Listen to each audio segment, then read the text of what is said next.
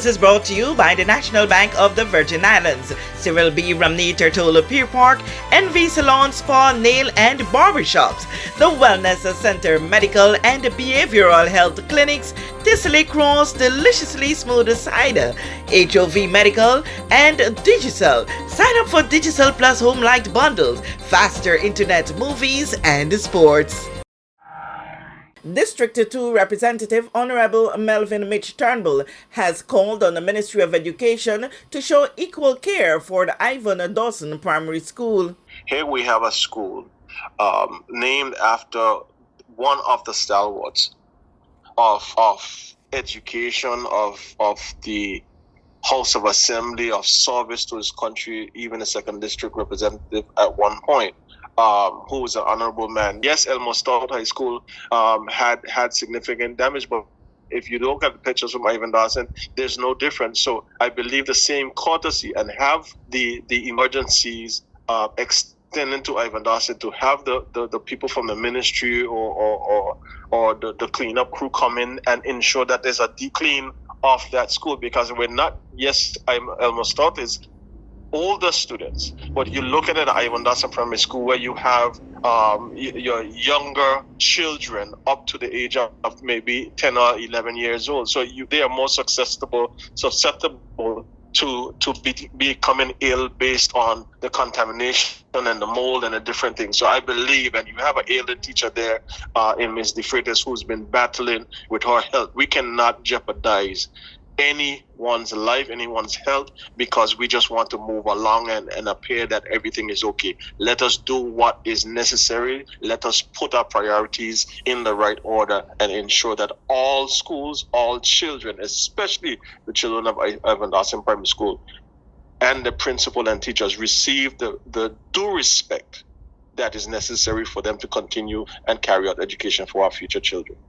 This call came when the Parent Teachers Association of the 2nd District School took a stand to not have students return to the school, which they claim is not environmentally friendly, consequent of the floods of Tuesday, October 3. The ministry had cause to have students of that school and the Elmore Stout High School to not resume the following day. However, a notice was subsequently published for back to school for the high school students on Monday, October 9. It was implied that this meant that Ivan Dawson School students were to resume school on Friday, October 6. The president of the Ivan Dawson Primary School Parent Teachers Association voiced objections under the government's announcement on social media, and they got the backing of their district representative. I am in support of the parents. I've been in communication with the PTA president, Ms. Christina Sherman, and some of the other parents. I know yesterday the Principal Henry, and her amazing team there at Ivan Dawson of teachers and educators came out with some students to clean up as much as they could yesterday. But Kathy, you can't just have an all clear without having a proper investigation or paying attention to the details of what has happened. We're dealing with leaks in a roof that, if I am not mistaken, in my 2 terms, that the ministry has contracted persons to fix, if not 4, 5 times since I've been there, and there's still leaks in the same area. And that is something that needs to be addressed. But most importantly, Kathy, you can't call an all clear on the school and you haven't evaluated whether the school is safe. The entire schoolyard has been flooded. The water that funds and feeds the school has been contaminated based on all the runoffs, whether it's from the flood, whether it's from the gut in the back, or we don't even know if it's sewage water. The walls are still wet, and we expect students to go back to school because of what? Having learned of the situation, were you able to make contact with either the minister or anyone in the ministry as it relates to this issue? I have not yet been able to make any contact, nor have I heard or anyone has reached out to me on the situation. I've been in contact, as I said, with the PTA president.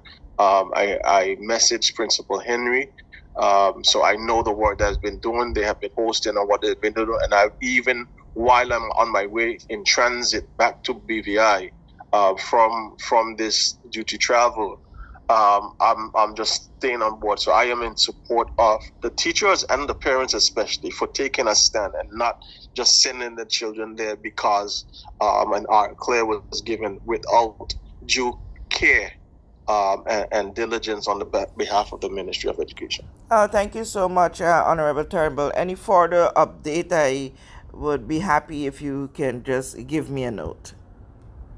Thank you, Kathy. And I also want to, before I end, I know we spoke about education. I want to thank the heavy equipment operators. I want to thank all participants, volunteers that have been duly involved and engaged in doing the cleanup and clearing the roads and the driveways of persons within the 2nd District community, together with Ms. Stevens from Public Works, the Minister of Communication and Works, and all persons who have gotten involved to clean up areas and get things in place. There is a lot more work still to be done.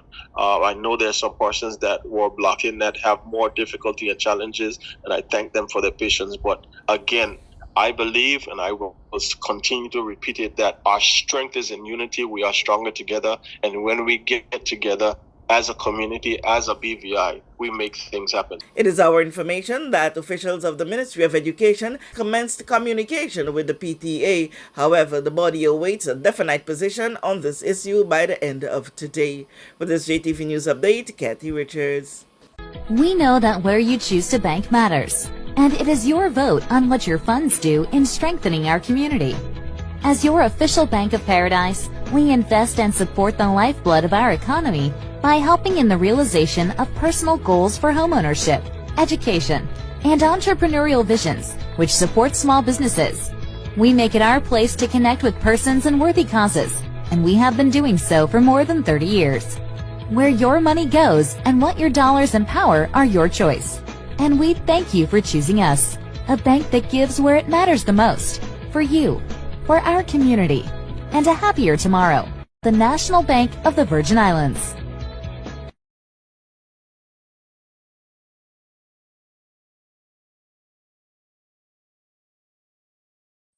Everyone looks to the future, but no one truly knows what the future holds. The number of people under the age of 20 with type 2 diabetes could increase by 49% by 2050. Let it be known that we all have a 30% chance of developing hypertension. Globally, more than 300 million people of all ages suffer from depression. More than 60,000 young adults aged 20 to 39 are diagnosed with cancer each year. Obesity leads to problems such as stroke, heart disease, and kidney failure. No matter your race, age, or color, we are all at risk. These diseases can be managed or prevented if caught early.